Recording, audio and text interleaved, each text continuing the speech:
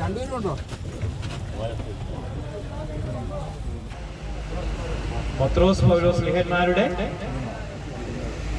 രക്തസാക്ഷ്യത്തിന്റെ ദിവസം ഇത് സ്ലീഹ നോയമ്പ് തീരുകയും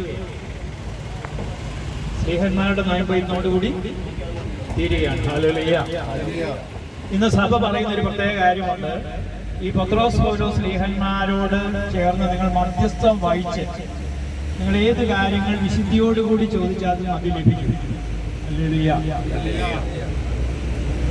ഹല്ലേലൂയ. ഹല്ലേലൂയ. അപ്പൊ പ്രിയ സഹോദരങ്ങളെ, നമ്മള് വേളാങ്കണ്ണിയുടെ 20 യാത്രകൾ നമ്മൾ ഇതിനകത്ത് കൂട്ടിയിട്ടില്ല. കഴിഞ്ഞ ദിവസം മാതാവ് പറഞ്ഞു അതുകൂടെ കൂട്ടണമെന്ന് പറഞ്ഞു. നമ്മൾ 20 യാത്ര കൂട്ടിയില്ല. അതുകൊണ്ട് അതുകൂടെ കൂട്ടി 152ാമത്തെ യാത്രയിലാണ് ഇപ്പോൾ നമ്മൾ. 152ാമത്തെ വേളാങ്കണ്ണി അനുഗ്രഹ യാത്രയാണ് നമ്മൾ യാത്ര നടത്തുന്നത്. ഹല്ലേലൂയ. ഹല്ലേലൂയ പറയുമ്പോൾ കരങ്ങൾ ഉയർത്തണം. ഹല്ലേലൂയ. ഹല്ലേലൂയ. ഹല്ലേലൂയ. ഹല്ലേലൂയ. അപ്പൊ പത്രോസ് പൗലോസ് സ്ലീഹന്മാരുടെ 2 വചനങ്ങൾ നമുക്ക് ഏറ്റു പറഞ്ഞു പറയാം. 2 കൊരിന്ത്യർ 5:9 പറഞ്ഞേ. എല്ലാവരും നേരുന്നേ. 2 കൊരിന്ത്യർ 5:9. അടുത്തായാലും അകലെയായാലും ഈശോയെ അവിടുത്തെ പ്രസാദിപ്പിക്കുക എന്നുള്ളതാണ് എന്റെ ലക്ഷ്യം. വലുതേരം എഴുതി പറഞ്ഞേ. അടുത്തായാലും അകലെയായാലും ഈശോയെ അങ്ങയെ പ്രസാദിപ്പിക്കുക എന്നുള്ളതാണ് ഞങ്ങളുടെ ലക്ഷ്യം. ലക്ഷ്യം എന്നാ? ഒരു സ്ലിഹ പറയുക ഈ വചനം നമുക്കുള്ളതാണ്. നമ്മളെ പറഞ്ഞ് അടുത്തായാലും അകലെയായാലും ഈശോയെ അവിടുത്തെ പ്രസാദിപ്പിക്കുക എന്നുള്ളതാണ് എന്റെ ഏക ലക്ഷ്യം. സ്വരമുയർത്തി പറഞ്ഞേ. ഹല്ലേലൂയ പറഞ്ഞേ. സ്വരമുയർത്തി പറഞ്ഞേ. ശക്തിയോട് പറഞ്ഞേ. ഉണർവോട് പറഞ്ഞേ. ഹല്ലേലൂയ. ഹല്ലേലൂയ. ഹല്ലേലൂയ. ഹല്ലേലൂയ. ഇന്നൊരു സന്തോഷത്തിന്റെ ദിവസവും കൂടെയാണ്. നമ്മുടെ ശിവൻചേട്ടന് കൈവഹിക്കേ.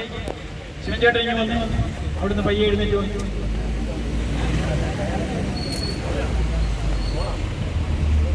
ശിവൻചേട്ടന് എഴുന്നേറ്റ് വന്നു. ശിവൻചേട്ടന് 82 വയസ്സായി. 84. 84 വരികയാണ്. ശിവൻചേട്ടൻ, പരമേശ്വരൻ ചേട്ടൻ യേശുവെന്ന് വിളിച്ച് യേശു അല്ലാതെ ദൈവം വേറെ ഏതെങ്കിലും ദൈവമുണ്ടോ? ഒരു ദൈവമില്ല. ഒരാളെ സകലത്തിന്റെ അധിപനായ യേശുക്രിസ്തു മാത്രമേ. ശിവൻചേട്ടന് വലിയൊരു ആഗ്രഹമായിരുന്നു കത്തോലിക്ക സഭയിൽ ചേരണമെന്ന്. ചങ്ങനാശ്ശേരി അതിരൂപത അതിനുള്ള പെർമിഷൻ കൊടുത്തു. മക്കൾ 3 പേരുടെ ഒപ്പം ഉടനെ വരും. അടുത്ത ഈ വേളാങ്കണ്ണി കഴിഞ്ഞു കഴിഞ്ഞാൽ ഉടനെ മാമോദിസ കത്തോലിക്ക സഭയിൽ ചേരും. അവരുടെ ഒപ്പം കിട്ടി. സമ്മതമുണ്ട്. പക്ഷെ അവനത്ര പൂർണ്ണമായിട്ടൊന്നും പറഞ്ഞില്ല.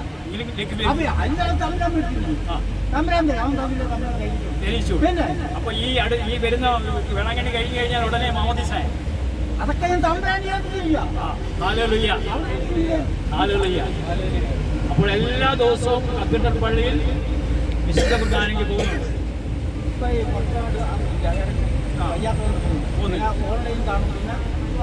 ആരോഗ്യമുള്ള ദിവസം പോകും. ഞായറാഴ്ച മുടക്കത്തിൽ. അപ്പൊ ഈശോയെ സ്വീകരിക്കണം എന്നുള്ളതാണ് ആഗ്രഹം. ഹല്ലേലൂയ. മക്കളുടെ ഒപ്പൂടെ കിട്ടിക്കഴിഞ്ഞാൽ രൂപത എന്നുള്ള അനുവാദം കിട്ടി.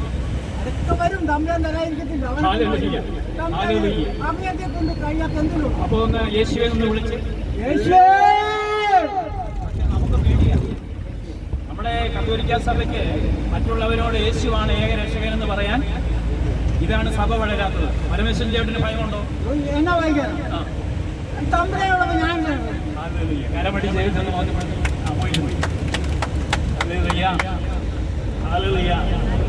അപ്പൊ നമ്മുടെ ഇതെല്ലാം യൂട്യൂബിൽ വരുന്നതാണ്.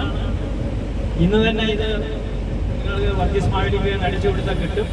അപ്പൊ അങ്ങനെ വരുമ്പോൾ നിങ്ങളെല്ലാം ഈ ശുശ്രൂഷയിൽ വളരെ ഊർജ്ജസ്വരമായിട്ടിരിക്കണം. ഹല്ലേലൂയ.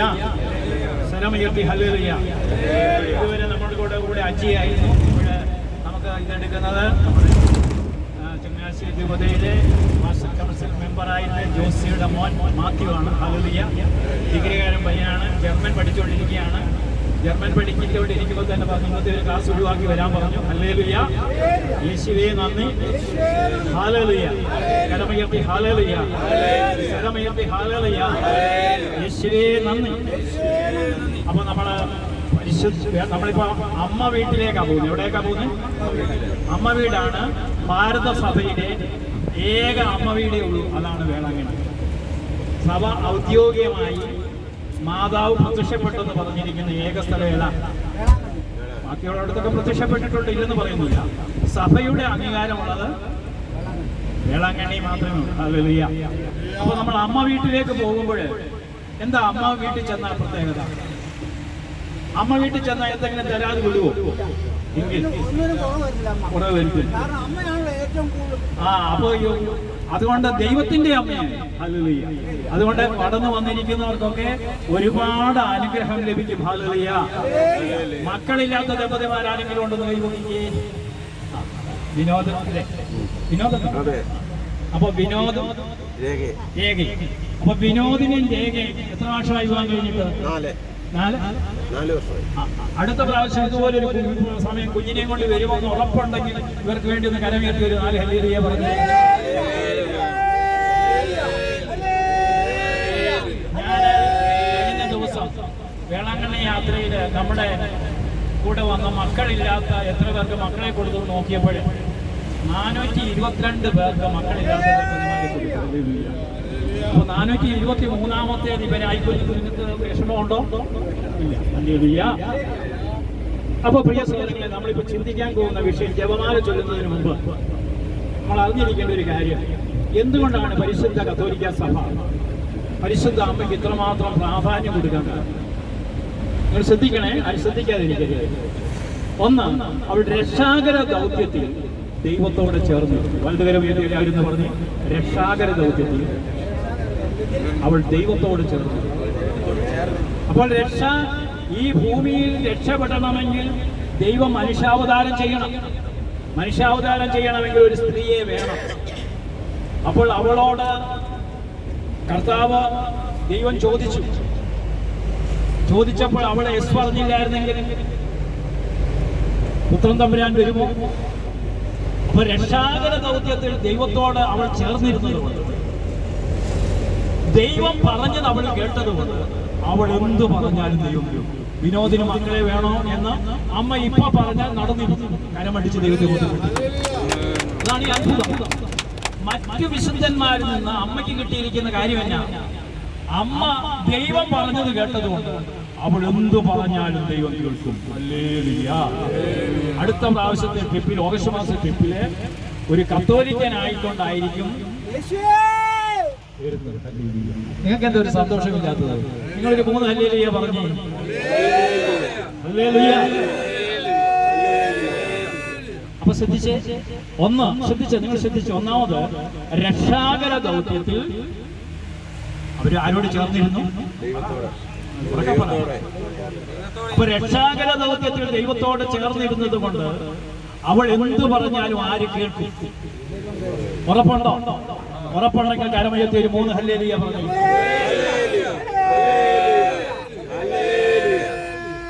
അതുകൊണ്ടാണ് യാക്കോബ് സ്വപ്നം കണ്ടു ഒരു ഗോവേണി, സ്വർഗം മുട്ടിയിരിക്കുന്ന ഗോവേണി. ഈ യാക്കോബ് കണ്ട ഗോവേണിയാണ് ആര്? പരിശുദ്ധ. ഈ ഗോവേണിയുടെ പ്രത്യേകതയാണ്. ഈ ഗോവേണിയുടെ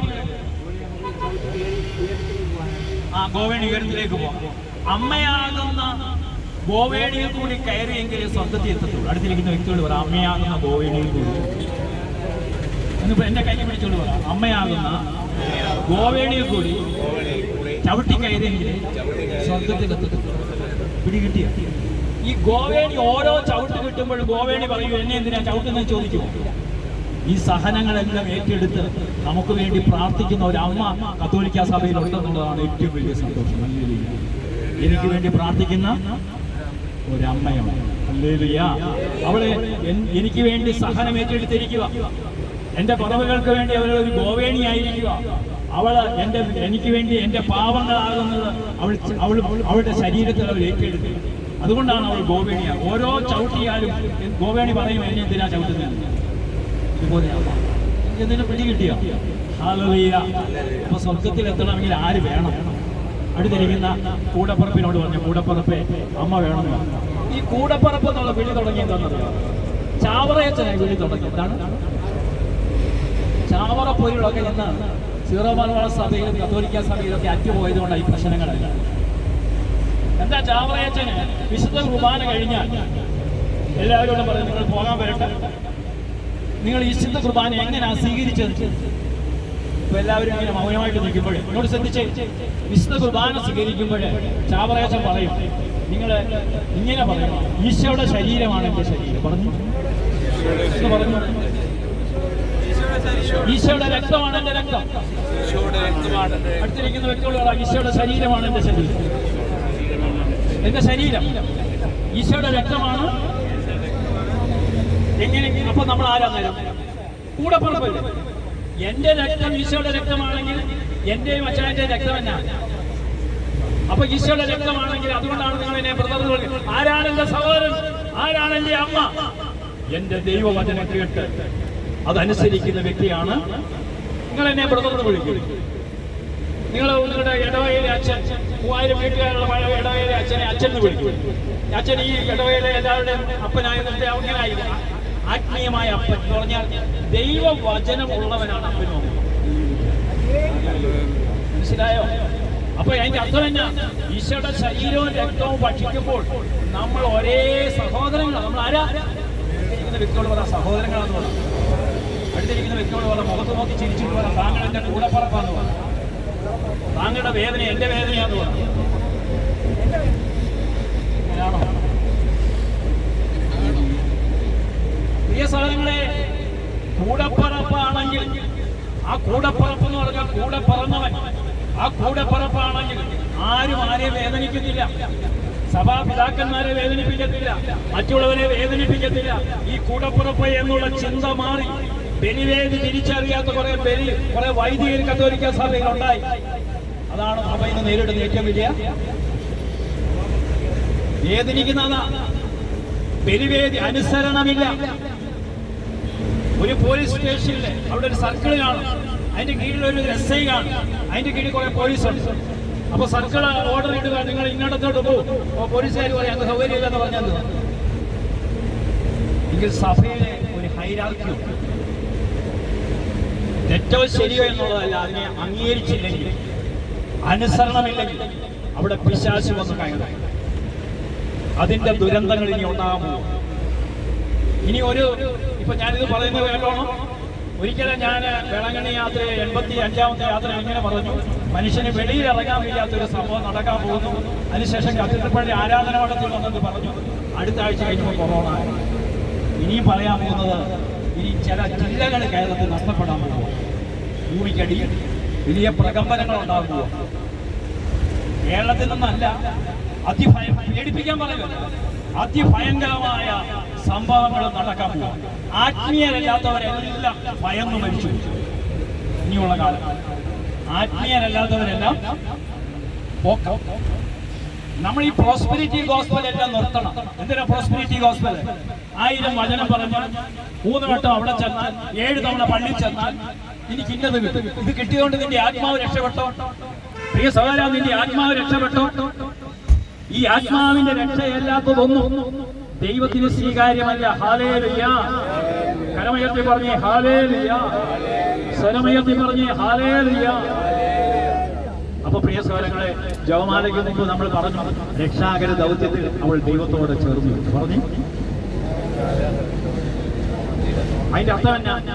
ദൈവത്തോട് അവൾ ചേർന്നിരുന്നതുകൊണ്ട് അവൾ എന്തും ജപം പറഞ്ഞാലും ഈ ജപമാലയിൽ കേൾക്കും. ഒറ്റ ജപമാല മതി സഹോദര. ആ ജപമാലയിൽ എന്റെ നിയോഗം ദൈവം കേൾക്കും. അത് കേൾപ്പിക്കാൻ കഴിവുള്ളവളുടെ പേരാണ് പരിശുദ്ധ ദൈവമാതാവ്. കരമുയർത്തി എന്റെ അമ്മേ, എന്റെ ആശ്രയം എന്നൊരു 5 പ്രാവശ്യം പറഞ്ഞേ. എന്റെ അമ്മേ, എന്റെ അമ്മേ, എന്റെ അമ്മേ, എന്റെ അമ്മേ. ഹല്ലേലൂയ. കരമുയർത്തി ഹല്ലേലൂയ പറഞ്ഞു. സ്വരമുയർത്തി ഹല്ലേലൂയ പറഞ്ഞു. ശക്തിയോട് ഹല്ലേലൂയ പറഞ്ഞു. എന്തിനും പിടികിട്ടിയ നിങ്ങൾക്ക്. അപ്പൊ ഇനി ശ്രദ്ധിച്ച്, രണ്ടാമതായിട്ട് പീഡാസഹനം, കുരിശുമരണം ഉത്ഥാനം, ഈ പെസഹ രഹസ്യത്തിൽ അവൾ യേശുവിനോട് ചേർത്ത്. എല്ലാവരും പറഞ്ഞ് പീഡാസഹനം, കുരിശുമരണം, ഉത്ഥാനം. ഈ പെസഹ രഹസ്യത്തിൽ അവൾ ഈശോയോട് ചേർത്ത്. പീഡനം വന്നപ്പോൾ ഓടിയോ, സഹനം വന്നപ്പോൾ ഓടിയോ. ഈ കത്തോലിക്ക സഭയിൽ സഹനം വരുമ്പോഴാണ് യഥാർത്ഥ ക്രിസ്ത്യാനി ആരാ. സഹനങ്ങൾ വന്നെങ്കിലേ ഇപ്പോ ഈ ഈ ഈ സമ്പത്ത് ഏറുമ്പോൾ എന്ത് സംഭവിക്കാന്ന് അറിയാമോ? അഹങ്കാരം കൂടും. പണ്ട് ഈ ചെറിയ പഴയ നിവൃത്തിയില്ലാത്ത സമയം എല്ലാവർക്കും ഒരു ഐക്യം ഉണ്ടായി. അപ്പൊ സമ്പത്ത് ഏറിയപ്പോ സാധാരണയോടെ സമ്പത്ത് ഏറിയപ്പോഴേ ഒരു സംഭവം ഉൽപ്പത്തി 13:13 നമുക്കൊന്ന് വായിക്കും. വളരെ ബൈബിളിൽ ഉൽപ്പത്തി പുസ്തകം ഈ അബ്രഹാമിനോട് ശ്രദ്ധിച്ച്, അബ്രഹാമിനോട് ബൈബിളുള്ളവരും മൊബൈലുള്ളവരൊക്കെ എടുത്തു. അബ്രഹാമിനോട് ദൈവം പറഞ്ഞു, 12-ാം അധ്യായത്തിൽ പറഞ്ഞു, നീ 3 കാര്യങ്ങൾ ഉപേക്ഷിച്ചാൽ നിനക്ക് 7 അനുഗ്രഹം തരാം. എന്താ പറഞ്ഞത്? നീ 3 കാര്യങ്ങൾ ഉപേക്ഷിച്ചാൽ നിനക്ക് എത്ര അനുഗ്രഹം തരും? 7 അനുഗ്രഹം തരുമെന്ന് പറഞ്ഞു. ഹല്ലേലൂയ. യേശുവേ നന്ദി. അപ്പൊ അബ്രഹാമിനോട് എന്താ പറഞ്ഞത്? 1, നിന്റെ പിതൃഭവനം, നിന്റെ ചാർച്ചക്കാരൻ, നിന്റെ ബന്ധുക്കളെല്ലാം ഉപേക്ഷിക്കും. അബ്രഹാം ദൈവം പറഞ്ഞത് കേട്ടെങ്കിലും കൂട്ടത്തിൽ ജ്യേഷ്ഠന്റെ പുത്രനായ ലോത്തിനെ കൂടെ. ലോത്ത് ആരംഭത്തിലൊക്കെ ദൈവഭക്തനായിരുന്നു. ഉൽപ്പത്തി 12 ഇത് പറഞ്ഞതിന് ശേഷം, ഞാനത് വിവരിക്കാൻ സമയമില്ലാത്തതുകൊണ്ട് 12 ഇത് പറഞ്ഞതിന് ശേഷം 13-ാം അധ്യായം 6-ാം വചനം, എന്താ 13-ന്റെ 6 പറയുന്നത്? കണ്ടോ, സമ്പത്തേറിയപ്പോൾ അവർക്ക് ഒന്നിച്ച് താമസിക്കാൻ ദേശം, ഒരു കോട്ടയം ജില്ല മതിയായില്ല. അബ്രഹാത്തിന് തന്നെ 10,000 ഓട്ടം, ലോത്തിന് തന്നെ അത്രയും ഓട്ടം. ഈ 10,000 ഓട്ടത്തിൽ ഒന്ന് കെട്ടി നോക്കി എവിടം വരെ പോകും? അത്രമാത്രം സമ്പത്തായി ദൈവം ഒരു വാഗ്ദാനം ചെയ്താൽ ആ വാഗ്ദാനത്തിൽ അവൻ വിശ്വസ്തൻ. സമ്പത്തേറിയപ്പോൾ ഒരുമിച്ച് താമസിക്കാൻ സാധിക്കുമെന്ന് വന്നപ്പോൾ ചുരുക്കി പറയാനായ ലോത്തിന്റെ ഇടയന്മാര്, കന്നുകാലികളെ മേയ്ക്കുന്നവര് കലഹമുണ്ടായി. സമ്പത്തേറിയപ്പോൾ എന്തുണ്ടായി? ഇത് അബ്രഹാം അറിഞ്ഞു. സമ്പത്തില്ലെങ്കിൽ കലഹമുണ്ടോ? പറഞ്ഞ് സമ്പത്തുണ്ടെങ്കിൽ. ഇതാണ് ഇന്ന് സഭയ്ക്ക് പറ്റിയിരിക്കുന്ന കുഴപ്പം. മാർപ്പാപ്പ പറഞ്ഞിരിക്കുകയാണ്, കത്തോലിക്ക സഭയ്ക്ക് എന്തൊക്കെയോ പുത്തനേറിയപ്പോൾ പങ്കുവയ്ക്കുന്ന സ്വഭാവം കുറഞ്ഞ അഹങ്കാരികളായി മാറി. സമ്പത്തേറിയപ്പോൾ എന്തുണ്ടായി? അപ്പൊ കലഹമുണ്ടായപ്പോൾ അബ്രഹാം ദൈവമനുഷ്യനാണ്. അവൻ പറഞ്ഞു, ഉൽപ്പത്തി 13 ഈ സ്വത്ത് ഭാഗം വെക്കുന്നവരെ ഇത് ഓർത്തിരിക്കുന്നതാണ്. ഉൽപ്പത്തി 13:8 എന്ത് പറഞ്ഞു? അബ്രഹാം ലോത്തിനോട് നമ്മൾ തമ്മിലും നമ്മുടെ ഇടയന്മാർ തമ്മിലും കലഹമുണ്ടാകരുത്, കാരണം നമ്മുടെ സഹോദരങ്ങളാണ്. നമ്മൾ തമ്മിൽ വഴക്കുണ്ടാക്കാൻ പാടില്ല. അടുത്തിരിക്കുന്ന വ്യക്തിയോട് പറയാം, നമ്മൾ കാരണം ഒരിക്കലും വഴക്കുണ്ടാക്കാൻ പാടില്ല. വഴക്കുണ്ടാക്കുന്നവൻ ക്രിസ്ത്യാനിയാണോ? ഇത് പള്ളിക്കകത്ത ബലിപീഠത്തിന്റെ മുമ്പിലാവും ഇല്ലേ?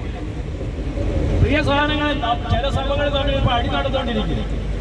ഈ അടി നടന്ന് പള്ളി പിടിച്ചു കൊടുത്ത്, സുപ്രീം കോടതി പറഞ്ഞനുസരിച്ച് പള്ളി പിടിച്ചു കൊടുത്ത് അവിടെ ബലി അർപ്പിച്ച കർത്താവോടെ തീർച്ചയായിട്ടും. അപ്പോൾ ഈ അഹങ്കാരമെല്ലാം ആര് കണ്ടുകൊണ്ടിരിക്കുക? ഇതിനൊക്കെ നമ്മൾ കണക്ക് കൊടുക്കേണ്ടി വരുമോ? അപ്പൊ സമ്പത്തേറിയപ്പോൾ അവർ തമ്മിൽ, അബ്രഹാം ലോത്തിനോട് പറഞ്ഞു, നമ്മൾ തമ്മിൽ നമ്മുടെ ഇടയന്മാർ തമ്മിൽ കലഹമുണ്ടാവരുത്, നമ്മൾ സഹോദരങ്ങളാണ്. സ്വത്ത് നിന്റെ കൺമുമ്പിലുണ്ട്, ദേശമെല്ലാം നിന്റെ കൺമുമ്പിലുണ്ട്, നിന്നെ പിരിഞ്ഞു പോകും. നിനക്ക് ഇടതുഭാഗമാണ് പോകുന്നതെങ്കിൽ നിനക്ക് വലതുഭാഗമാണെങ്കിൽ പോകുമെങ്കിൽ നമ്മൾ അങ്ങനെയാണോ? നമുക്ക് ചങ്ങനാശ്ശേരിയിലെ ടൗണിൽ അപ്പനൊരു 20 ഒരു കടയുണ്ട്. പിന്നെ മങ്കൊമ്പ് സൈഡിൽ ഒരു 100 ഏക്കർ പൂച്ചയും. അപ്പോൾ അപ്പനോട് പറയുക, അനിയൻ ഇഷ്ടമുള്ളത് കൊടുത്തേക്കാൻ പറഞ്ഞു. അനിയൻ പറഞ്ഞു, 20 മുറി കട എനിക്ക് വേണം, അച്ചായന് പൂച്ച കൊടുത്തേക്കാൻ പറഞ്ഞു, നിങ്ങൾ സ്വീകരിക്കും. എന്നിട്ട് പറയാം, ഹല്ലേലൂയ, ഞാൻ സ്വീകരിക്കും. ഇത് അബ്രഹാത്തിന്റെ വിശ്വാസം. ഇതാണ്. ഈ സമ്പത്ത് അവൻ എടുത്തുകൊണ്ട് പോയാലും എന്റെ സമ്പത്ത് എന്റെ ദൈവമാണ്. കരമുയർത്തി പറ, എന്റെ സമ്പത്ത് എന്റെ ദൈവമാണ്. ഇതിന്റെ പേരാണ് വിശ്വാസം. നിന്റെ കയ്യിൽ 5 രൂപ വേണ്ട, 1 പൈസ എടുക്കാൻ വേണ്ട, പക്ഷേ നിന്നെ ദൈവം അനുഗ്രഹിക്കും. മനസ്സിലായോ? അപ്പൊ ആ വചനം അവിടെ നിൽക്കട്ടെ. എങ്ങനെയായാലും നീ ആരാണെന്ന് നീ ഒന്ന് മനസ്സിലാക്കണം. അടുത്തിരിക്കുന്ന വ്യക്തിയോട് പറ, കൂടപ്പുറപ്പ് ആരാണെന്ന് മനസ്സിലാക്കണം. യെശയ്യാ 58:11 ഇങ്ങോട്ട് കയറി. യെശയ്യാ 58 ഇങ്ങോട്ട് കയറി. 58 യെശയ്യാ 58 എല്ലാവരും പറഞ്ഞു 11, 12 വചനം. ഈ വചനം ഒരിക്കലും മറക്കരുത്. ഈ വചനം നിങ്ങൾ ഇപ്പൊ കാണാതെ പഠിച്ച പട്ടുമല ചെല്ലുന്നതിന് മുമ്പ് അത്ഭുതം നടക്കും. യെശയ്യാ 58 പറ. 11, 12 കർത്താവ് നിന്നെ നിരന്തരം നയിക്കും. എല്ലാവരും ഏറ്റു പറ, കർത്താവ് എന്നെ നിരന്തരം നയിക്കും. കർത്താവ് എന്നെ, എല്ലാവരും ഏറ്റു പറയണേ, കർത്താവ് എന്നെ നിരന്തരം നയിക്കും.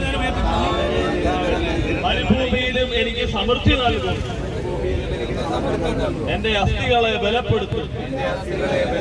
നനച്ചു വളർത്തിയ പൂന്തോട്ടവും പറ്റാത്ത നീരുറവയും പോലെയാകും ഞാൻ. അപ്പൊ എങ്ങനെയാകും? നനച്ചു വളർത്തിയ പൂന്തോട്ടവും. അപ്പൊ ആ വചനം ഒന്നുകൂടൊന്ന് ശ്രദ്ധിച്ചേ. കർത്താവ് എന്നെ നിരന്തരം നയിക്കും. എല്ലാവരും പറ, കർത്താവ് എന്നെ നിരന്തരം നയിക്കും. മരുഭൂമിയിലും എനിക്ക് സമർത്ഥം.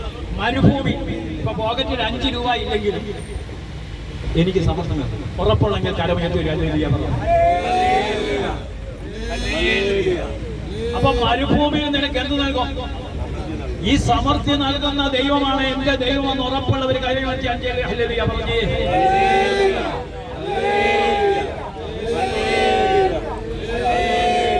അപ്പൊ ഇങ്ങനെയുള്ളൊരു ദൈവമാണ് എന്റെ ദൈവം. അതുകൊണ്ടാണ് ഉൽപ്പത്തി പുസ്തകം 13-ാം അധ്യായം ലോത്തിനോട് പറഞ്ഞു, നിനക്ക് ഇഷ്ടമുള്ളത് എടുക്കാൻ പറഞ്ഞു. 13:8 തുടർന്ന് വചനം പറയാ, ലോത്ത് നോക്കിയപ്പോ ജോർദാൻ സമതല പ്രദേശം ഫലഭൂഷ്ടിയായ ഭൂമിയായി കണ്ടു. ഏതാണ്ട് എന്നിട്ട് പറയാ, അത് ഏദൻ തോട്ടം പോലെ ഇരിക്കുന്നത് ദൈവത്തിന്. എന്താ ഏദൻ എന്ന വാക്കിന്റെ അർത്ഥം? ഏദൻ എന്ന് പറഞ്ഞാൽ സൗഭാഗ്യം.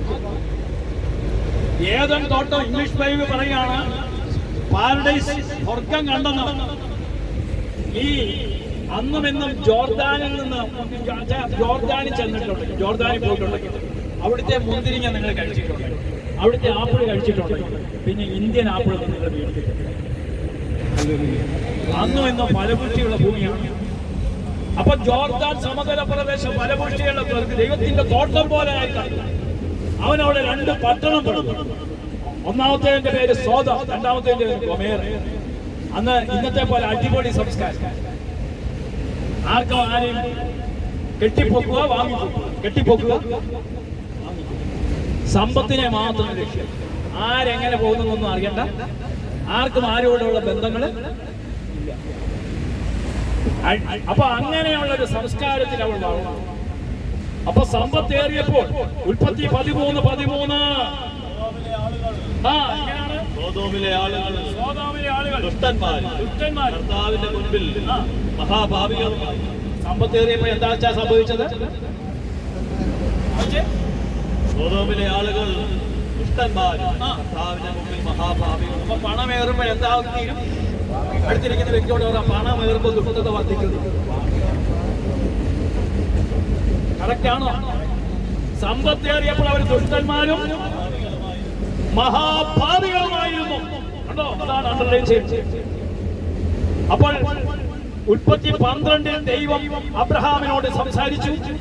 13-ാം അധ്യായം കഴിഞ്ഞു. അതിന്റെ അവസാനത്തിലാണ് ദൈവം. കാരണം 15 വർഷം അബ്രഹാത്തിനോട് ദൈവം സംസാരിച്ചു. എത്ര വർഷം? എപ്പോഴാ പിന്നെ സംസാരിക്കുന്നത്? അതിന്റെ 14-ാമത് അബ്രഹാം ലോത്തിൽ നിന്ന് ചില ലോത്തുമാരെ വേണ്ടാന്ന് വെച്ചില്ലെങ്കിൽ സഭ രക്ഷപ്പെടത്തില്ല. ചില ലോത്തുമാരെ വേണ്ടാന്ന് വെച്ചില്ലെങ്കിൽ സീറോ മലബാർ സഭ രക്ഷപ്പെടത്തില്ല. കേൾക്കുന്നുണ്ടോ നിങ്ങൾ പറയുന്നത്? ഇത് ചങ്കൂറ്റമായിട്ട് പറയണം. ചില ലോത്തുമാരെ വെച്ച് പൊറിപ്പിച്ച, ഞാൻ കത്തപ്പള്ളി കഴിഞ്ഞ ആഴ്ചത്തെ കൂട്ടായ്മ കിടന്ന് കേട്ടായിരുന്നു. മാവിൽ ഇത്തിള് വന്നാൽ എന്തെടുക്കും വെച്ചാ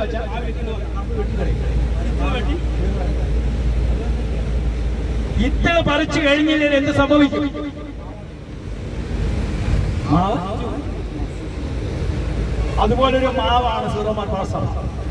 ഇത്തിള് കളയേണ്ട സമയം ശരിയാണെങ്കിൽ കരമുയർത്തി ഒരു 4 ഹല്ലേലൂയ.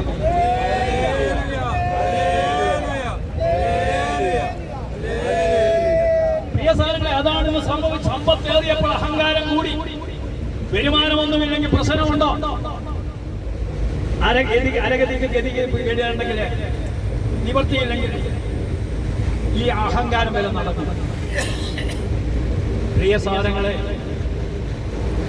സഹനങ്ങള്, പീഡനങ്ങള് എല്ലാം സഭയെ വിശുദ്ധീകരിക്കാൻ. ഇതെന്തുകൊണ്ട് എന്ന് ചോദിച്ചാൽ ഇതെല്ലാം എന്തിനു വേണ്ടിയാണ്? താഴേക്കൊന്ന് ഇറങ്ങണം. ഞാൻ ചിലപ്പോൾ ചിന്തിച്ചു പോകാറുണ്ട്, ഇതാ മിഷ്യൻ രൂപതയെ പ്രവർത്തിച്ച് അനേക പാവങ്ങളെ ക്രിസ്തുവിലേക്ക് അടുപ്പിച്ചു 3 ലക്ഷം രൂപ ഉണ്ടെങ്കിൽ ഞാൻ പള്ളി വെക്കാമെന്ന് പറഞ്ഞ പിതാവിനെ ഇവിടെ സഭയുടെ തലവനാക്കേണ്ട വല്ല കാര്യമുണ്ടോ എന്ന് ചോദിച്ചപ്പോൾ ഈശോ എന്നോട് പറഞ്ഞത് അദ്ദേഹത്തിന് കൂടി പല കാര്യങ്ങളും സഭയ്ക്ക് ചെയ്യാനുണ്ട്. ഹല്ലേലൂയ. റാഫേൽ എന്ന വാക്കിന്റെ അർത്ഥം മുറിവ് ഉണക്കുന്നവൻ. മുറിവ്. അപ്പൊ പ്രിയ സഹോദരങ്ങളെ, നമ്മൾ ഇനി ഇവരുടെ ചാനൽ കുറ്റം പറയുകയല്ല ചെയ്യേണ്ടത്. പ്രാർത്ഥിച്ചില്ലെങ്കിൽ ഭയങ്കര ദൈവകോപം ഈ ഭൂമിയിലേക്ക് ഇറങ്ങി വരും. ഹല്ലേലൂയ. നിങ്ങൾ കാണിക്കുന്ന പോലെ അവന്റെ ബലിപീഠത്തിലും ഈ ബഹളങ്ങളും പ്രശ്നങ്ങളും ഒക്കെ ഒരാൾ കണ്ടുകൊണ്ടിരിക്കും. ഇതിനൊക്കെ കണക്ക് കൊടുക്കേണ്ടി വരുമ്പോഴേ നമ്മൾ അതിന്റെ ഇടയ്ക്ക് ഈ സഹനം വരുമ്പോഴെല്ലാവരും ഒരു തീമഴ വരുമ്പോഴേ ദുഷ്ടനെ ശിഷ്ടനെ ഒക്കെ നോക്കിയാണോ ചെയ്യുന്നത്? അതുകൊണ്ട് ഒരുങ്ങിയിരിക്കും. അടുത്തിരിക്കുന്ന വ്യക്തിയോട് പറ, ഒരുങ്ങിയിരിക്കണം. അവർക്ക് വേണ്ടി പ്രാർത്ഥിക്കും. അപ്പൊ ഇവിടെ പീഡാസഹനം, കുരിശുമരണം, ഉത്ഥാനം, ഈ പെസഹ രഹസ്യത്തിൽ അവൾ ദൈവത്തോടെ ചേർന്നിരുന്നു. ഇപ്പൊ നമ്മൾ ചെയ്യേണ്ടത് എന്താ? ഈ സഹനങ്ങളുടെ നാളിൽ സഭയെ കുറ്റം പറയാതെ സഭയോട് ചേർന്നിരിക്കണം. അടുത്തിരിക്കുന്ന വ്യക്തിയോട് പറ, സഭയെ കുറ്റം പറയാതെ.